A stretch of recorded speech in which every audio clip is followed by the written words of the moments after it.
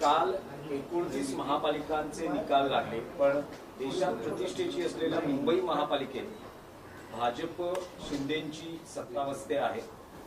ठाकरेंना मुंबई टिकवता आली नाही. आमच्या हातामध्ये सत्ता आणि एवढा पैसा असता तर भाजपला सुद्धा देश टिकवता येणार नाही आणि फडणवीसांना मुख्यमंत्रीपद टिकवता येणार नाही आणि एकनाथ शिंदेना त्यांचं जे पद आहे ना ते पद टिकवता येणार नाही. आम्ही आमचे 60 नगरसेवक फोडले, शिवसेनेचे विद्यमान 60 नगरसेवक फोडले, त्यातले 90% पराभूत झाले. तुम्ही कोणतेही नाव सांगा, मी तुम्हाला आता मतदारसंघ सांगतो. बहुतेक सर्व नगरसेवक जे आम्हाला आमच्याकडून फोडले, शिंदेकडे गेले, ते सर्व पराभूत झाले. आम्हाला दोघांना मिळून, म्हणजे माननीय राज ठाकरे आणि माननीय उद्धव ठाकरे यांना मिळून आम्ही 71 जागा जिंकलो. या सर्व प्रतिकूल परिस्थितीत मराठी माणूस आमच्या मागे ठामपणे उभा राहिला. त्याच्यामुळे हे प्रश्न निरर्थक आहेत. 71 जागा या परिस्थितीत जिंकणं ही मोठी अचिव्हमेंट आहे. ठीक आहे, सत्ता नाही, पण मी कालच एक समाज माध्यमांवर ट्विट केलेलं आपण पाहिलं असेल. एकनाथ शिंदे जयचंद झाला नसता, जयचंद माहिती आहे ना, हां, ज्याने महाराणा प्रतापचा घात केला. एकनाथ शिंदे जयचंद झाला नसता तर या भाजपच्या 100 पिढ्या उतरल्या असत्या तरी या मुंबईवर भारतीय जनता पक्षाचा, म्हणजे महाराष्ट्र द्वेष्ट्यांचा महापौर बसला नसता आणि झेंडा फडकला नसता. एकनाथ शिंदे आणि त्यांच्या लोकांनी जी जयचंदगिरी केली, मला तर तो प्रसंग आठवतो आहे. शनिवार वाड्यावरचा जरीपटका उतरवला, शनिवार वाड्यावरचा मराठ्यांच्या साम्राज्याचा जरीपटका उतरवणारा बाळाजी पंत नातू, आणि त्याने स्वतःच्या हाताने शनिवार वाड्यावरती युनियन जॅक फडकवला ब्रिटिशांचा. हे त्या अवलादीचे लोक आहेत, ज्याने आपल्या मराठी साम्राज्याचा जरीपटका खाली उतरवला आणि त्याच हातानं ब्रिटिशांचा युनियन जॅक शनिवार वाड्यावर फडकवून इथे ब्रिटिशांच्या राज्याला, ईस्ट इंडिया कंपनीला इथे महाराष्ट्रामध्ये एक मार्ग करून दिला. त्या बाळाजी पंत नातू किंवा जयचंद यांच्या या अवलादी आहेत. या अवलादी नसत्या तर मी म्हटलं ना, मुंबईमध्ये त्यांच्या 100 पिढ्या उतरल्या तरी स्वतःचा महापौर करू शकले नसते. महाराष्ट्र दृष्ट्यांचा महापौर होऊ शकतो. पण ठीक आहे, भारतीय जनता पक्ष आणि शिंदे गटाकडे 3चं बहुमत आहे. कितीच आहे? 3. 118 आहेत ना, 118 आहेत ना, म्हणजे साधारण 110 लोक विरोधामध्ये आहेत, सभागृहामध्ये आहेत, आणि त्यात शिवसेना आणि महाराष्ट्र नवनिर्माण सेनेचे आणि काँग्रेसचे धरून 100वर आहेत. इतर आहेत. तुम्हाला हा 100च्या वरचा विरोधकांचा आकडा कमी वाटतोय का? त्यांना इकडली काडी तिकडे करू देणार नाही. महाराष्ट्राच्या किंवा मुंबईच्या संदर्भात चुकीचं काय करणार असतील ना, एवढी ताकद महापालिकेमध्ये आज विरोधकांची आहे, जी कधीच नव्हती. त्याच्यामुळे महापौर गमावलं महाराष्ट्राचं आणि मुंबईकरांचं दुर्दैव आहे. आणि जयचंदाला मी एवढंच सांगू इच्छितो, हिंदू हृदय सम्राट शिवसेना प्रमुख बाळासाहेब ठाकरे यांच्या जन्मशताब्दीचं वर्ष होत आहे आणि त्या वर्षामध्ये तुम्ही मराठी माणसाशी बेईमानी केली आहे, गद्दारी केली आहे, आणि या बाळासाहेबांच्या मुंबईत तुम्ही गौतम अडाणीचा झेंडा फडकवलेला आहे. मराठी माणूस तुम्हाला आयुष्यात माफ करणार नाही. आज तुम्ही सत्तेवरती आहात, अजून काही काळ राहू शकाल, काही काळ म्हणतो मी, पण हे जयचंद, हे बाळाजी पंत नातू यांना भविष्यामध्ये मुंबईत फिरणं, महाराष्ट्रात फिरणं मुश्किल होईल. मराठी माणूस अत्यंत संतापलेला आहे, चिडलेला आहे. ज्या एक तो ठाकरे बंधूंच्या मागे उभा राहिला, ही अभूतपूर्व अशी घटना आहे. किंवा तुम्ही आमच्या 12 जागा मनसे आणि शिवसेनेच्या 12 ते 13 जागा या मताच्या फरकानं दुर्दैवानं पडल्या, 50 ते 200च्या आसपास. खूप मोठा संघर्ष आम्ही दिला सत्तेशी, झुंडशाहीशी आणि पैशाच्या ताकदीशी. आम्ही या स्थितीपर्यंत आलो की आम्ही तुम्हाला महापालिकेत त्याचबरोबर संपूर्ण महाराष्ट्राचा विचार केला तर सर्वाधिक जास्त सत्ताधारीमध्ये भाजप आहे. भारतीय जनता पक्ष शिंदे यामध्ये मागे पडले. पण राऊसाहेब जवळपास 40,000 नगरसेवकांपैकी 1450 नगरसेवक भाजपचे निवडून बघा, आले. भारतीय जनता पक्षाच्या जागा जिंकल्या मोठ्या प्रमाणात, याबद्दल आम्ही त्यांचं अभिनंदन करतो. लोकशाही आहे, हातात सत्ता आहे. कालच मी अखिलेश यादव यांचं एक वक्तव्य ऐकत होतो, बरोबर ना? अखिलेश यादव यांनी सांगितलं, ज्याच्या हातामध्ये सत्ता असते, ज्याच्या हातामध्ये प्रचंड सत्ता असते त्या राज्याची, त्यांच्याशी स्थानिक स्वराज्य संस्थांच्या निवडणुकासंदर्भात लढा देणं सोपं नसतं. ज्याच्या हातात सत्ता असते तेच स्थानिक स्वराज्य संस्थांच्या निवडणुका मोठ्या प्रमाणात जिंकतात. हा जवळजवळ सर्वच राज्यातला अनुभव आहे. त्याच्यामुळे तुम्ही सुद्धा हा विषय जरा काळजीपूर्वक समजून घेतला पाहिजे. येतील ना दिवस, येतील दिवस, पालटतील. प्रत्येक वेळेला पैशाचंच राज्य एखाद्या राज्यावर राहतं असं नाही ना. या राज्याचं पुण्य फार मोठं आहे, छत्रपती शिवाजी महाराजापासून मोठं पुण्य आहे. राऊसाहेब, या संपूर्ण निवडणुकांमध्ये विशेषतः मुंबई महापालिकेत या काँग्रेस चर्चाही नव्हती, चर्चेतही नव्हता हा पक्ष, त्याने 28 जागा घेतली. चांगली गोष्ट, अभिनंदन करतो. तुम्हाला असं वाटतं का की महाविकास आघाडी एकसंघ असते तर कदाचित आज चित्र वेगळं असतं आणि तुम्ही नाही, 100 काँग्रेसची स्ट्रॅटेजी ही योग्य होती. आम्हाला माहिती आहे, चर्चा होती आमची. काँग्रेस निवडणुकीत उतरली होती, ती योग्य होती आणि त्याचा फायदा झाला. आमच्या 10-12 जागा अजून आम्ही वाढवू शकलो असतो, दुर्दैवाच्या कमी मताने पडल्या तर 100% BJPचा महापौर होऊ शकत नव्हता. पण तरीही आम्ही एक प्रबळ आणि मजबूत विरोधी पक्ष महापालिकेत, शिवसेना, महाराष्ट्र नवनिर्माण सेना, काँग्रेस आणि इतर सगळे आम्ही भारतीय जनता पक्षाच्या तोंडाला फेस आणू. त्यांना मुंबई अडाणीच्या घशात कोणत्याही परिस्थिती घालू देणार नाही आणि ठेकेदारांचं राज्य सत्ताधारी नाही ते विरोधी पक्ष उलथवून टाकेल. मुंबईच्या अफगाणिस्तान असं तुम्ही आग्रह उल्लेख केला. आहे ना, ही प्रक्रिया सुरू होईल, पण आम्ही त्याच्यामध्ये आडवे आहोत, लक्षात ठेवा. आम्ही आहोत, छातीचा कोट करून आम्ही मुंबईचं सत्ता नसली आमच्याकडे याचा अर्थ लढाई संपली असं होत नाही ना. उलट सत्ता नसताना लढाईला रंग जास्त चढतो. संयुक्त महाराष्ट्राच्या लढ्यामध्ये जे लोक उतरले होते मुंबईसाठी, त्यातले कोणीही सत्तेत नव्हते. जो मुंबईचा लढा झाला 1956 साली, संयुक्त महाराष्ट्राचा लढा म्हणून जो ओळखला जातो आणि ज्यात 106 हुतात्म्यांनी आमच्या बलिदान केलं, त्या लढ्यात उतरलेला एकही पक्ष सत्तेमध्ये नव्हता. हे मी भाजपाला सांगू इच्छितो. साहेब, राज ठाकरेंनी आत्ताच एक ट्विट केलेलं आहे, त्यामध्ये एक वाक्य आहे, यावेळी अपेक्षित यश मिळालं नसल्याचं ते दुःख व्यक्त करतायत. आणि त्याला जोडूनच फडणवीसांनी गेल्या आठवड्यात विधान केलं होतं की या युतीमध्ये, तुमच्या युतीमध्ये राज ठाकरे हे सर्वात मोठे लुजर असतील. आणि तिसरा त्यातला मुद्दा असा की आता जी चर्चा आहे मनसैनिकांकडनं बोलली जाते की त्यांना हव्या असलेल्या ठिकाणी किंवा योग्य जागा त्यांना मिळाले नसल्यामुळेच मनसेला हे अपयश नाही, मिळालं. बघा, हे कोण पडद्यामागून काय बोलत आहे त्याच्यावरती प्रश्न विचारू नका. सन्मान्य राज ठाकरे यांनी जी भूमिका मांडलेली आहे ती योग्य आहे. एका पराभवानं मुळात हा पराभव मानत नाही. आम्ही चांगल्या प्रकारे लढत दिली, आम्ही चांगल्या प्रकारे आघाडी घेतली. महाराष्ट्र नवनिर्माण सेनेला अजून 10 ते 12 जागा मिळणं अपेक्षित होतं, पण त्यांचे सुद्धा अनेक उमेदवार महाराष्ट्र नवनिर्माण सेनेचे हे थोड्या फरकानं पडलेले आहेत. आता जसं मुलुंडला सत्यवान दळवी यांचा विजय जाहीर केला आणि त्यांनी विजय मिरवणूक काढली. खरं म्हणजे त्यांनी तिकडे थांबायला हवं होतं काही काळ, असं आत्ताच मी चर्चा केली. कारण रिकाउंटिंगची व्यवस्था होती पण ती करू शकले नाहीत. त्यानंतर या भांडुपलाच पश्चिमेला मोहन चिरात म्हणून एक उमेदवार आहेत, ते सुद्धा अल्पशा मतानं पडलेले आहेत. इथे विश्वनाथ ढोलम आहेत, ते सुद्धा फार थोड्या मतानं पडले. याला काही वेगळी कारण आहेत.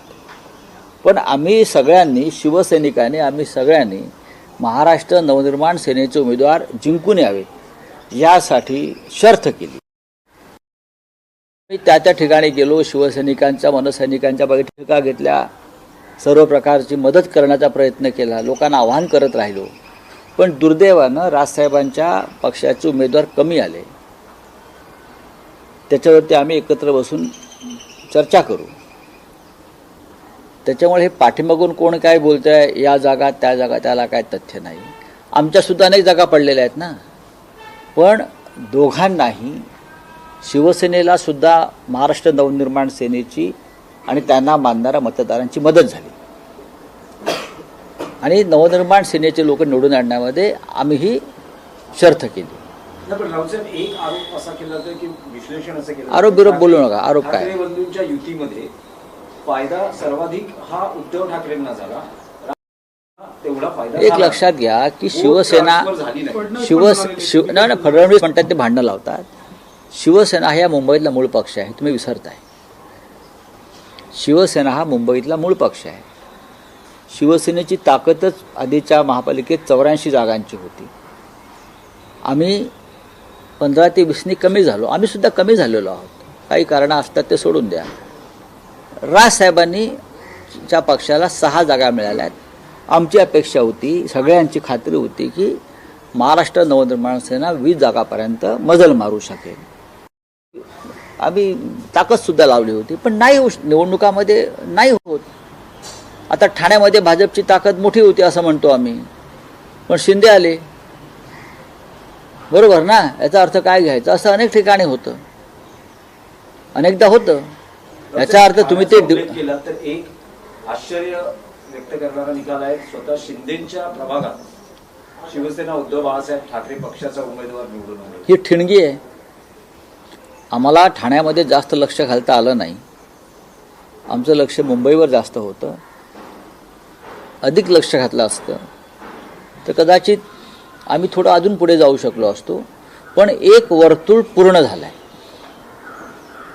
बरं का? एक वर्तुळ पूर्ण झालं. लोकसभा, विधानसभा, नगरपालिका आणि महानगरपालिका. याच्या पुढे आता एकनाथ शिंदे सरकणार नाही. यापुढे त्यांचं रोज अधपतन आणि घसरण सुरू होईल.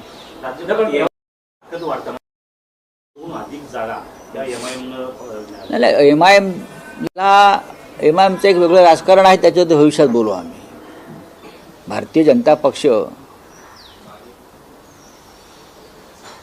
देशभरामध्ये कोणत्या प्रकारचं राजकारण करत आहे आणि आम्हाला हिंदुत्व शिकवत आहे याच्याविषयी मला भविष्यात आम्हाला बोलावं लागेल. आम्ही बोलू.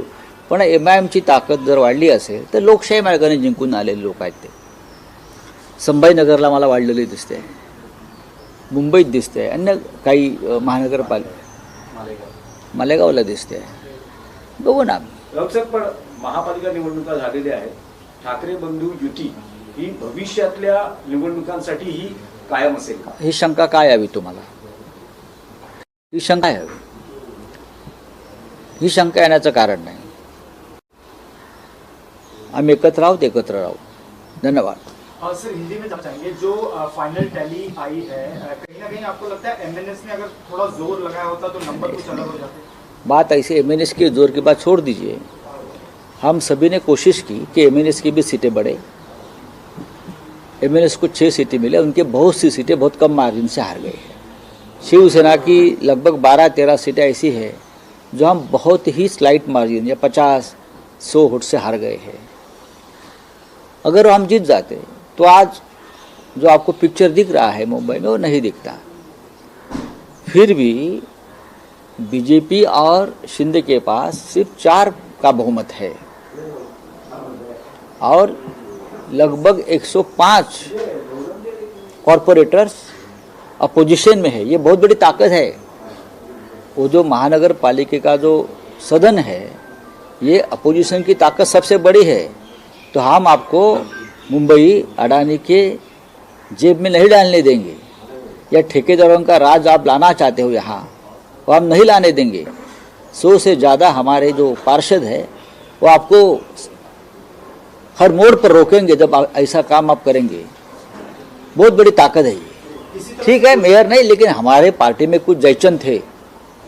अगर वो जयचंद नहीं पैदा होते तो भारतीय जनता पार्टी के 100 पुरखों की भी यहाँ तादाद आती तो भी यहाँ मुंबई में बीजेपी का नहीं बन सकता था। इसी तरह से कोशिश की जाए कि आपकी पार्टी का मेयर बने, जोड़ तोड़। नहीं, हम अभी कुछ नहीं करेंगे।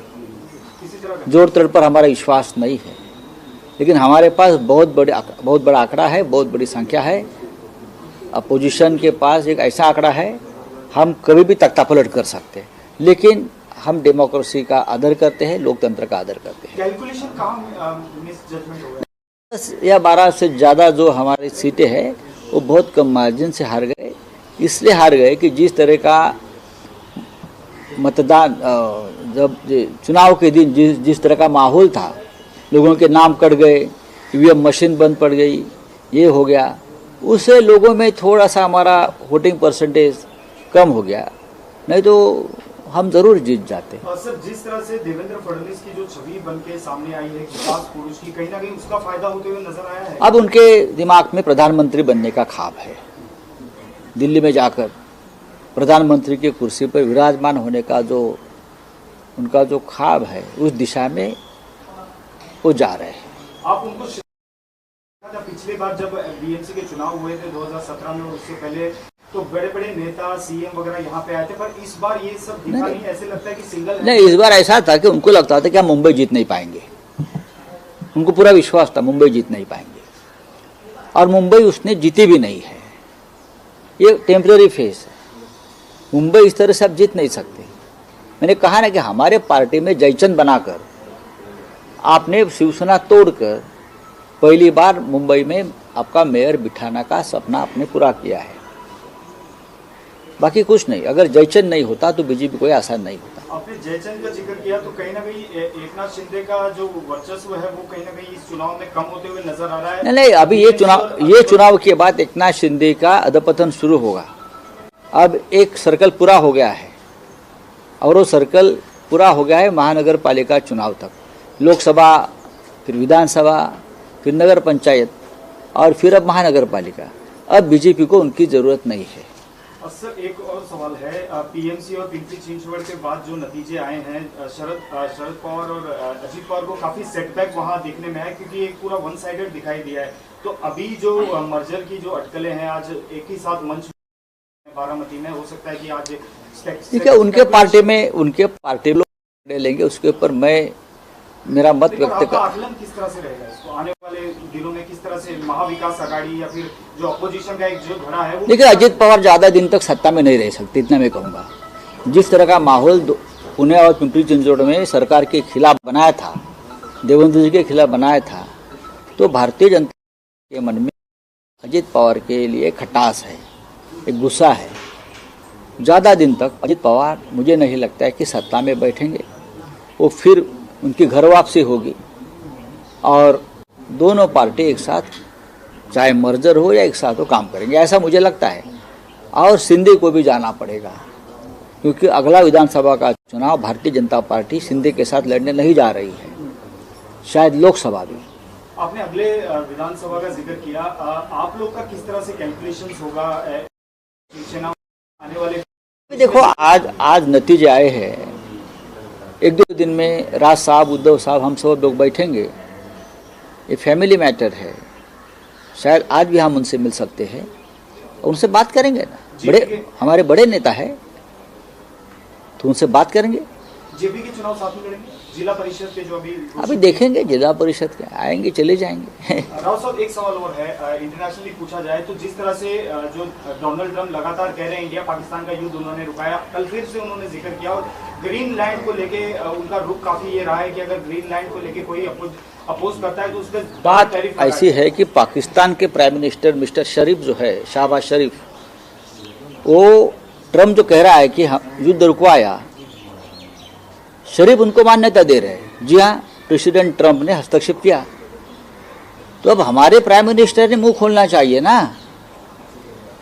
लगभग 100 से ज़्यादा बार प्रेसिडेंट ट्रंप बोल चुका है कि मैंने मोदी को धमकी दी व्यापार बंद करने की, ट्रेड बंद करने की, मैंने मोदी को धमकी दी, मैंने मोदी के ऊपर दबाव डाला। अगर दबाव नहीं डाला है तो ये हमारे प्राइम मिनिस्टर का कर्तव्य है कि देश के सामने आकर बताइए कि मैंने प्रेसिडेंट ट्रंप का दबाव नहीं माना है, मैंने अपने आप युद्ध को रुकवाया। तो लाहौर तक जाने वाले थे, लेकिन अचानक मुझे लगा कि लाहौर तक नहीं जाना चाहिए, उसमें ट्रंप का कोई हस्तक्षेप नहीं है। असेच व्हिडिओ पाहण्यासाठी सबस्क्राईब करायला विसरू नका. धन्यवाद.